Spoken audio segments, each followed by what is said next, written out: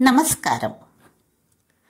రత్నలహరి ఛానల్కు స్వాగతం, సుస్వాగతం. నేను మీ రత్న. ఈరోజు ఒక మంచి విషయంతో మీ ముందుకు వచ్చాను. ఇది అందరికీ ఉపయోగకరమైన అంశం అన్నమాట. ఒక కొత్త అధ్యయనంలో స్త్రీ నుండి సలహా తీసుకోవడం వల్ల పురుషుడికి ఎలాంటి లాభాలు కలుగుతాయో వివరించారు. ఈ కొత్త అధ్యయనం స్త్రీల మాట ఎందుకు వినాలో కూడా చెబుతోంది. ఇంట్లో స్త్రీలు తమ మాట వినమని మగవాళ్ళను అడుగుతూ ఉంటారు, కానీ మహిళల మాట వినేందుకు ఎంతో మంది మగవారు ఇష్టపడరు.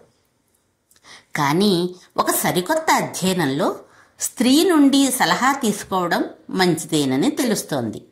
స్త్రీ నుండి సలహా తీసుకుని పనులు చేయడం వల్ల మెరుగైన పరిష్కారాలు దొరుకుతాయని కూడా అధ్యయనం చెబుతోంది. స్త్రీలు ఇతరులకు సహకారం అందించేందుకు ప్రాధాన్యత ఇస్తారు. పురుషుల కంటే ఎక్కువ సమతుల్య దృక్పథాలను కలిగి ఉంటారు స్త్రీలు. వారు ఒక నిర్ణయం తీసుకునే ముందు అన్ని అంశాలను పరిగణనలోకి తీసుకుంటారు.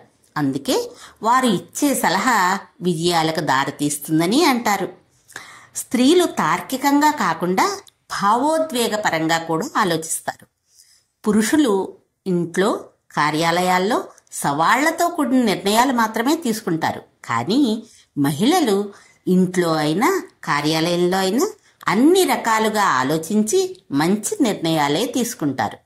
అందుకే దీర్ఘకాలిక విజయాలకు స్త్రీ నుంచి సలహా తీసుకోవడం ఎంతో మంచిది.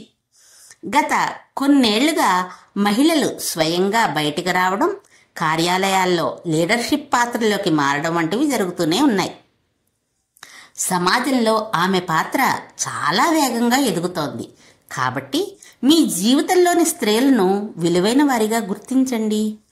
కిరాణా సామాగ్రి కొనడం నుంచి కారు కొనడం వరకు ఏ పని అయినా కూడా ఆమె అభిప్రాయాన్ని తీసుకుంటేనే మంచిది. ప్రతి అంశంలోనూ ఆమెను పాలు పంచుకునేటట్లు చేయడం వల్ల మీకు ఖచ్చితంగా ఆ విషయంలో విజయం దక్కే అవకాశం ఉంటుంది. పిల్లల ముందు తల్లిదండ్రులు తిట్టుకోవడం, ఆత్మగౌరవాన్ని తగ్గించుకోవడం వంటి పనులు చేయకూడదు. పిల్లల ముందు తల్లిదండ్రులు ఇద్దరూ ఒక జట్టులా ఉండాలి. ముఖ్యంగా తండ్రి మాట వినడం చూస్తూ పెరిగిన పిల్లలు సమర్థవంతంగా నిర్ణయాలు తీసుకుంటారని అంటారు. మీ భార్య ఉద్యోగస్తురాలే కానక్కర్లేదు, ఇంట్లో గృహిణి అయినా పర్వాలేదు. ఆమె నిర్ణయాన్ని ఖచ్చితంగా అడగండి. అది పొదుపు గురించి అయినా పెట్టుబడి గురించి అయినా. మీరిద్దరూ ఒక జట్టుగా ముందుకు సాగితే ప్రతి నెల ఆదా చేసేది కూడా ఎక్కువే అవుతుంది. ఇప్పటికీ ఆడవాళ్ల నిర్ణయాలు అడగడం ఏమిటి అనే పౌరుషానికి పోయే పురుషులు ఎంతో మంది ఉన్నారు. ఇంట్లో ఏదైనా సమస్యలు ఉంటే అవి తమకు తామే నిర్ణయాలుగా తీసేసుకుంటారు. నిజానికి ఇంట్లో సమస్యలకు పరిష్కారాలను సరిగ్గా చూపించేది స్త్రీలు మాత్రమే. స్త్రీలు పురుషుల కంటే భిన్నంగా ఉంటారు. అందరి మంచి గురించి ఆలోచిస్తారు.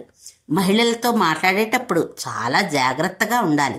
ఆమెకు మంచిగా అనిపించేలా మాట్లాడాలి. ఆమెను చులకనగా చేసి మాట్లాడకండి.